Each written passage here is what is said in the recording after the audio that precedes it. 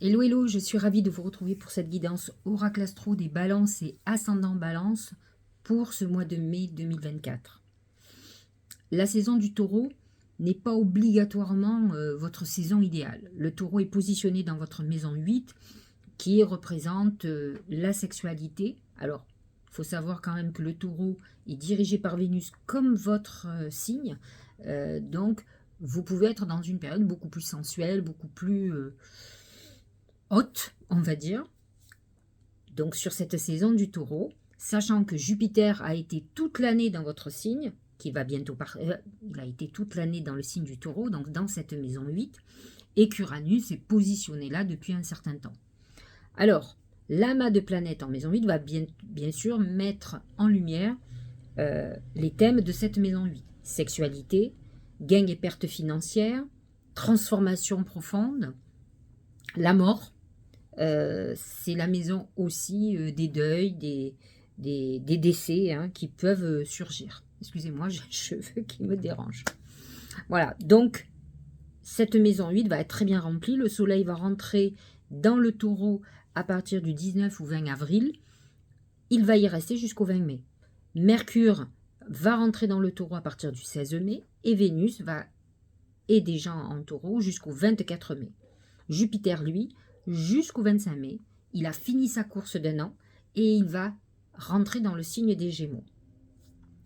Il est bien évident qu'à partir du moment où Jupiter va rentrer en Gémeaux, pour vous, c'est un soulagement. C'est une phase très intéressante le Gémeaux est positionné dans votre maison 9, maison de la spiritualité, des voyages, des études, des nouveaux projets, et souvent des gros projets, des projets de grande envergure, comme des changements de vie. Le soleil déjà va rentrer dans le Gémeaux à partir du 20 mai. Donc, déjà, vous allez avoir une illumination dans votre vie. Vénus y est à partir du 24 mai. Et Jupiter, lui, va y rentrer le 26 mai. Pour une année entière. Donc, pendant une année, Jupiter va influencer votre maison 9 et va vous ouvrir de grandes perspectives. Ça va être une année où vous allez avoir envie de voyager, de faire des travaux gigantesques chez vous. Vous aurez envie de déménager, de vendre, d'acheter, de reprendre des études, de faire des mémoires, je ne sais pas, de vous ouvrir à la spiritualité. Pourquoi pas faire un voyage en Inde, par exemple. On est dans cette configuration pour les balances et les ascendants balance. Donc, c'est plutôt un très beau programme. En tout cas, c'est une année qui est sous un bon auspice, puisque Jupiter va vous protéger comme tous les signes d'air. Et en plus, la cerise sur le gâteau, Pluton, qui est en Verseau, signe ami pour vous, est positionné dans votre maison 5. Alors la maison 5, c'est une maison chanceuse, c'est une maison liée aux enfants, c'est une maison qui est liée à l'amour, à la créativité, et Pluton va vous faire digérer tout ce qui ne va pas dans ces thèmes-là. Il va transformer votre vie. Alors pour le moment, il va toucher les balances de septembre, 23, 24, 25 septembre. Et donc, il va transformer votre vision de l'amour. Si vous êtes célibataire depuis longtemps, vous n'en aurez plus envie.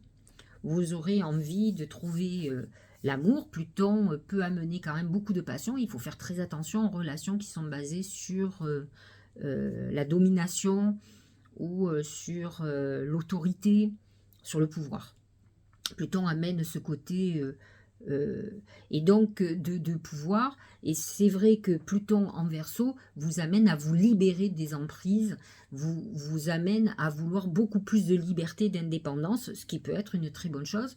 Nombre de balances que je connais sont quand même sous la coupe de leur mari, je parle des femmes là, les hommes sont souvent parfois, alors ça dépend, soit ils sont très autoritaires et donc ils peuvent avoir de gros problèmes au niveau des sentiments et du relationnel par rapport à ça, soit ils sont complètement, j'allais dire, efféminés quelque part et ils tombent avec des femmes autoritaires et ils sont sous sa domination parce qu'ils refusent le conflit. Ça, c'est un gros problème de balance. Et donc Pluton va transformer tout ça en vous montrant que l'amour, c'est pas ça, c'est pas la domination, c'est pas le pouvoir de l'un sur l'autre, c'est quelque chose où on est ensemble. Et la balance, pourtant, a cette vision de base. Hein. Elle a besoin de l'amour, de fusionner, de partager. Elle est dans ça.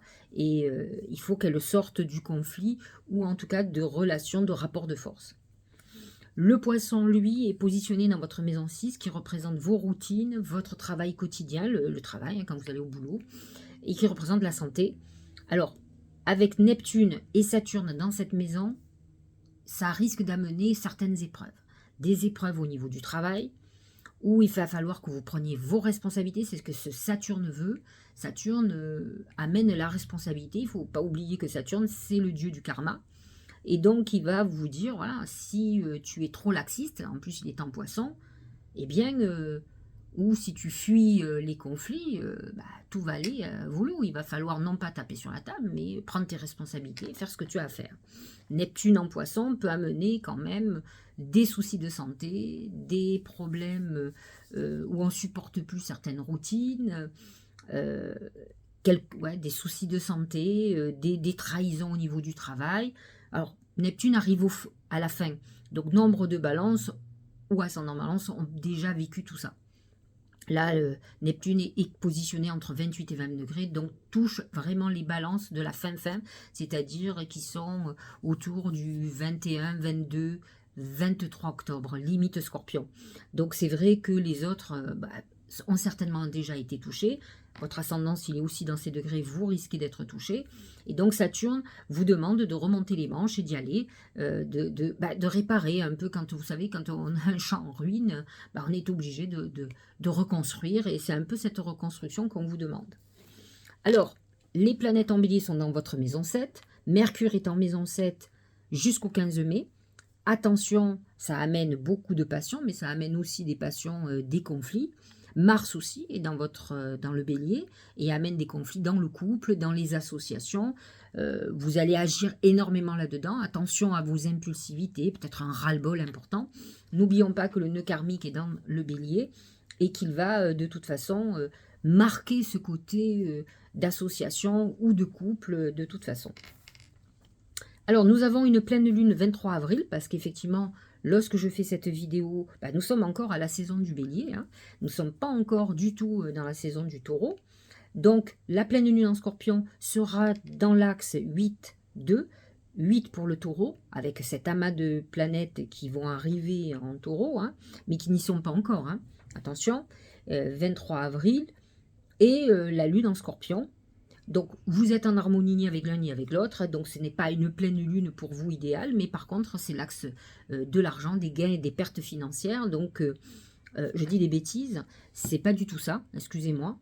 Si, c'est l'axe 8-2, je dis, non, je me suis pas trompée, mais par contre, c'est vrai, le soleil sera déjà en taureau, il aura peut-être pas toutes les planètes, mais en tout cas, il y a quand même beaucoup de planètes qui seront déjà là. Et donc, il va mettre beaucoup plus en lumière les pertes financières que vous pourriez avoir ou les impôts, les dettes, les héritages que vous pourriez avoir aussi.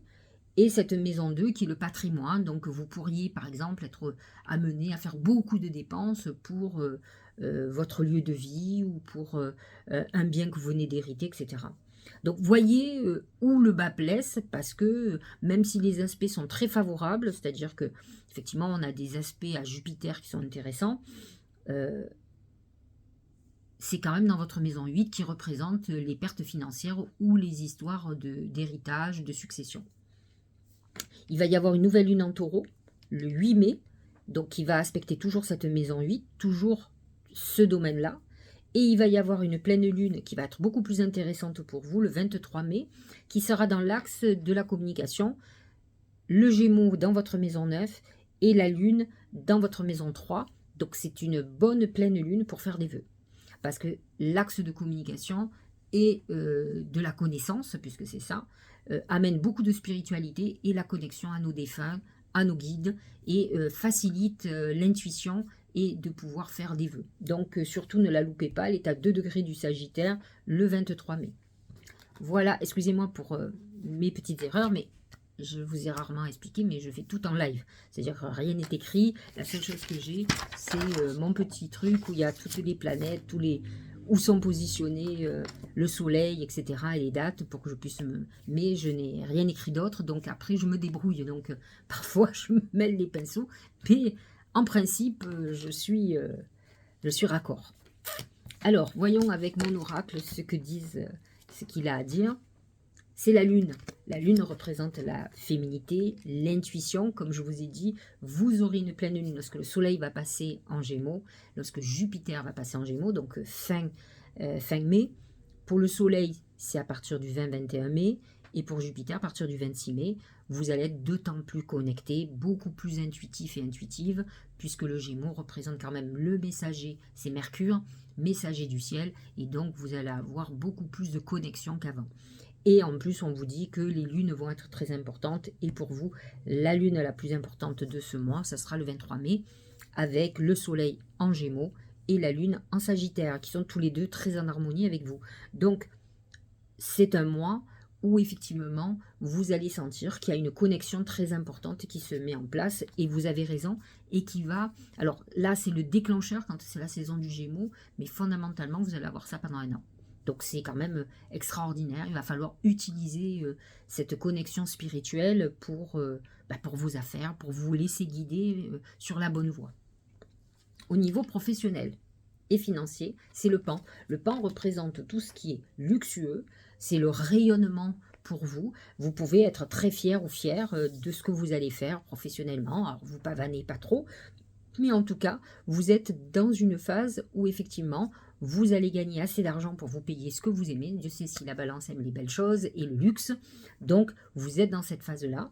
Le pan représente la beauté. Nombre de balances sont marquées par la beauté. Ça peut être un moment où vous essayez de faire un business lié à la beauté. C'est tout à fait balance.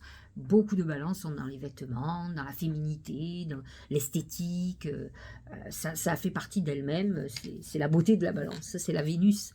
Hein, c'est la Vénus de Milo. Au niveau sentimental, c'est les chemins. Les chemins, c'est les doutes et c'est les choix surtout. Alors, vous pourrez être à la croisée des chemins au niveau sentimental. N'oublions pas que Pluton, même s'il est favorable pour vous, est positionné dans votre maison 5, maison des amours, et peut amener des transformations très importantes, mettre des doutes peut-être sur une personne avec qui vous êtes, avec qui vous pensez que c'était l'homme de votre vie ou la femme de votre vie. Et là, vous pourriez vous trouver dans un choix, comme vous pouvez complètement avoir rencontré quelqu'un alors que ce n'était pas dans votre nature de tromper et ne plus savoir ce que vous devez faire. Donc, je vous conseille de ne pas prendre des décisions hâtives, mais en tout cas, vous pourriez vous trouver dans cette situation-là. D'autant plus que les chemins représentent le choix, mais aussi le doute. Et nombre de balances ont cette problématique de doute, de ne pas savoir choisir et quoi faire. Donc, c'est un vrai problème cornélien pour les balances. Sachez ce que vous voulez vraiment. Au niveau santé, c'est la bouche. Alors, bouche représente la parole, bien sûr. Donc, faites attention à tout ce qui concerne votre voix, votre gorge, vos cordes vocales, mais aussi à ce que vous mangez, ce que vous buvez, ce que vous fumez, tout ce qui passe à l'intérieur de vous.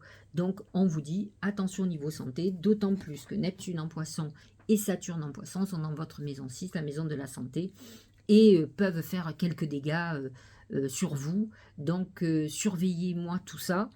Faites attention, puisque vous êtes orienté beauté en ce moment, en tout cas ce mois-ci, faites du régime, mettez-vous au vert, faites du sport, occupez-vous de votre bien-être, parce que Saturne est là quand même pendant encore un an et demi, Neptune est là depuis un bon bout de temps, et vous êtes quand même dans une phase de fragilité. Ce ne veut pas dire que vous allez être touché, mais vous pourriez l'être, donc à vous de faire très attention.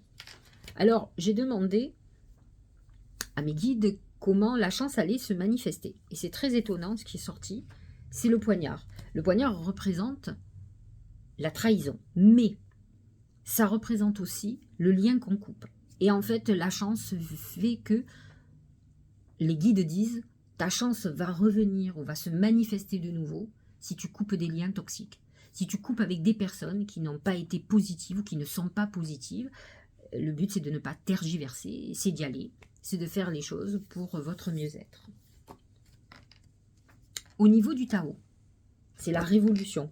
J'ai envie de vous dire que c'est plutôt les planètes en bélier, donc par exemple dans votre maison 7. Transformation, changement radical, abandon de ce qui est vieux. C'est aussi Pluton. Pluton lié à la transformation dans la maison 5. Abandon de ce qui est vieux pour faire place à la nouveauté, bon en avant. C'est ce que vous demande Pluton. Il vous dit de transformer, de vous libérer. Et effectivement, cette libération va aussi libérer la chance. C'est un peu ce que disait le poignard. Donc c'est ce Pluton, ça va toucher quand même les balances du premier décan, celle de septembre, hein, beaucoup plus, ou les ascendants qui sont entre 0 et 2 degrés. Si vous êtes à 3 degrés, ça vous touchera aussi. Pluton a quand même une vibration très puissante et qui va toucher quand même les petits degrés, c'est-à-dire de 0 à 5-6 degrés quand même. Le moment présent, un beau sablier. Revenez au moment présent, faites-en un ami et voyez ce qu'il y a de meilleur en vous.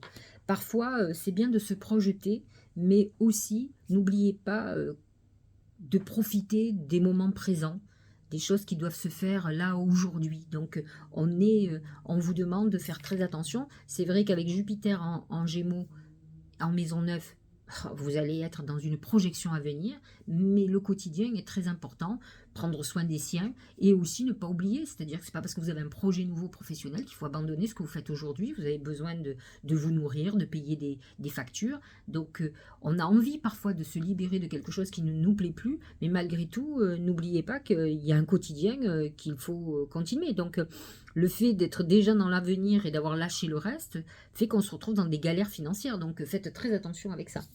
Regardez, on vous parle beaucoup d'avenir, hein. Il y a le nouveau cap.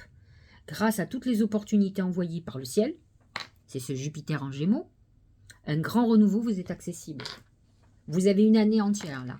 Sachez-le, Jupiter, le soleil va passer en Gémeaux, déjà vous allez le sentir, mais dès que Jupiter va rejoindre le soleil, là vous allez sentir qu'il y a des portes qui s'ouvrent, des nouvelles perspectives qui se mettent en place. Donc dès fin mai, vous allez sentir ce renouveau se mettre en place. Voilà, j'espère que cette guidance vous aura éclairé. Je vous souhaite un très bon mois de mai. Profitez bien des ponts, des moments de relâche. Vous adorez ça aussi. Et je vous dis à très bientôt.